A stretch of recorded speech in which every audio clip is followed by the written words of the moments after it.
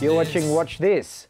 Now, Jim Flanagan has brought in something that I did not know about. It's a new Australian comedy animated series on Foxtel called Pacific Heat. Thought I'd find you here, Colonel. Been a long time since anyone's called me Colonel. Same again, Colonel. I think we absolutely need to talk about this series. It's sort of quietly been released onto Australian TV screens over the last fortnight. It's the first ever fully animated Australian-produced animated television series. So really? it's a big deal. Yeah, absolutely. It's the first ever that we have. That's astonishing. We've never had like a kangaroo show or a...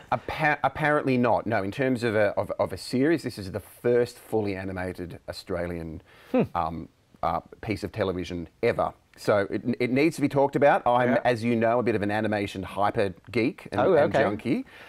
So I've been following this in production for a while.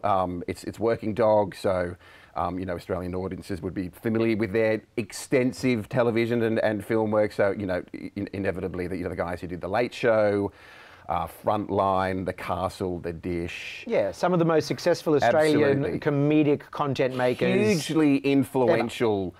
In Australian culture over the last 20 years, and Utopia played over the last couple of years on television. So what's this? It looks like Miami Vice meets Archer. Yeah, and look, that's about right. It's certainly a throwback to kind of the tropes of classical crime TV cop shows. It's Working Dog, so clearly it's a comedy. It's riffing on Archer very, very heavily, especially for people who may know their Archer well. Series 5 of Archer, which is set in Miami and very much based on those kind of classical cop show genre. Is it a rip-off? As well. It's very, very derivative of Archer. I also think it owes a huge debt to Brooklyn 999. I don't know if you've ever seen that, which is another kind of comedy cop show. So look, I was hugely looking forward to this. I was hugely excited. It doesn't work at all. Wow. Unfortunately.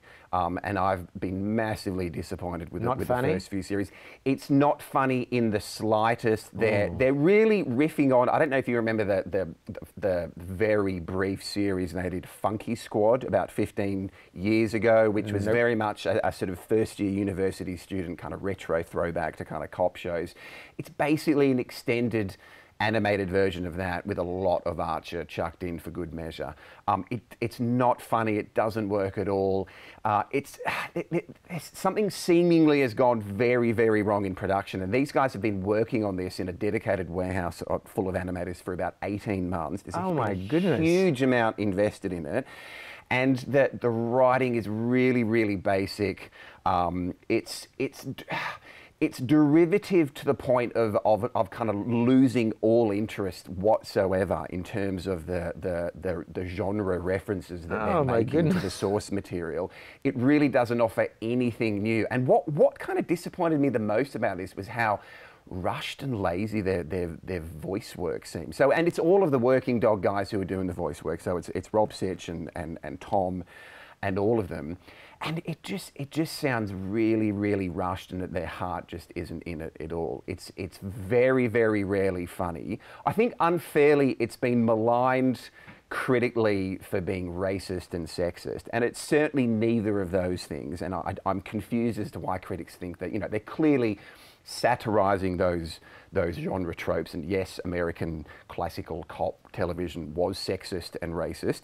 To satirize that is not to in itself be sexist or racist. So I think that's a kind of ridiculous accusation, but it's just not funny. Well, obviously Pacific Heat, no heat on that from Jim. It's a big don't watch this. It's tragically, definitely a don't watch this from me. When it comes to getting results, female mid-20s. You okay? This is soy. they're on your side. Chief, if we could just have a warrant to search his house. But I can't do that. But Chief, we've got... What the... Where you stream to watch that, watch this, and I'll dive down through this hairy flesh and ever-running blood.